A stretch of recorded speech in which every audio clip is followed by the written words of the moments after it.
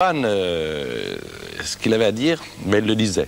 Puis il le disait clairement, franchement, en mettant les points sur les i. C'est vrai que s'il y a quelqu'un qui pense comme moi quelque part et qui ne peut pas exprimer ce genre de sentiment, eh ben je suis content de le faire pour lui. Mais enfin, je ne suis pas Jésus et qu'on ne se méprenne pas, je ne me prends pas pour Jésus. Sinon, je ferais des miracles et il y en aurait à faire. C'est complètement égal. Ça intéresserait plus la jeunesse de savoir ce qui se passe et comment le Parti communiste encaisse de l'argent pour le dépenser après. Il y a un adage qu'on trouve ridicule qui dit que l'argent ne fait pas le bonheur. Mais moi je crois que c'est vrai. Par contre, ce qu'il ne faut pas nier, c'est que je crois que l'argent est le plus bel anesthésique qui est pour le malheur. Mais ça reste un anesthésique et c'est aléatoire.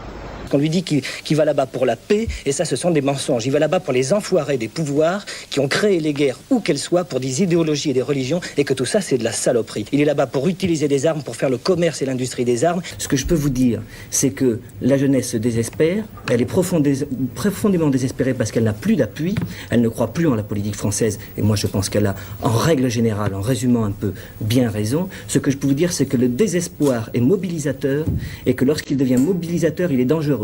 Et que ça entraîne le terrorisme, la bande abadère et des choses comme ça. Et ça, il faut que les grandes personnes qui dirigent le monde soient prévenues que les jeunes vont finir par virer du mauvais côté parce qu'ils n'auront plus d'autres solutions. Manifester pour la paix, c'est manifester contre la guerre, quelles que soient les armes utilisées. Parce qu'on dirait qu'il y a maintenant une hiérarchie des crimes et que c'est pas bien de faire des crimes en masse, alors que finalement, avec les armes sophistiquées qu'on a maintenant dans l'armement conventionnel, on arrive à faire des milliers et des milliers et des milliers de morts par jour et tout le monde maintenant s'en fout. Et ça, je trouve ça dramatique. Voilà ce que je voulais dire sur le pacifisme. Ce que je peux dire, c'est que, comme je le dis sur scène, je crois qu'en ce qui concerne ce qui se fume, c'est pas plus grave que ce qui se boit en général. Ça, je le pense intimement. Voir en Espagne, par exemple, où les joints sont autorisés, où ça n'a jamais tué personne. Et qu'il faudrait d'abord arriver à mettre dans la tête des gens, enfin, corriger quelque chose dans la tête des gens, c'est que c'est pas les joints qui entraînent les drogues dures dont on parle, pas plus que l'alcool n'entraînerait les drogues dures.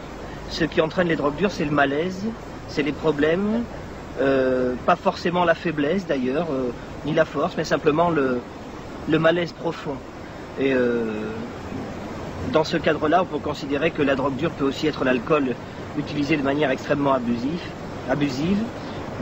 C'est tout. Sinon, évidemment, de toute façon, je pense du mal de tout ce type d'abus, mais je pense du bien des choses faites raisonnablement.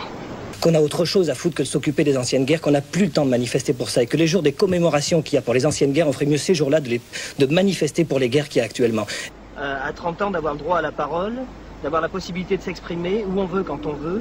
Alors je dis que tout ça suffit, qu'il nous faut la paix, qu'on veut la vraie paix, et qu'on veut que tous ces gens-là s'en aillent, et qu'on arrête de nous faire croire que tout se passe entre le socialisme et le capitalisme. D'autres philosophes, il y en a eu avant, il y en aura après, il y aura d'autres choses qui se passeront. Tout ça, moi je le dis, je le pense sincèrement, c'est de la merde, et on n'en veut plus. Et j'emmerde tous les pouvoirs, d'où qu'ils soient, quelles que soient leurs idéologies, et j'emmerde en même temps ceux qui croient que c'est facile de le faire, parce qu'ils n'ont qu'à venir le faire à ma place.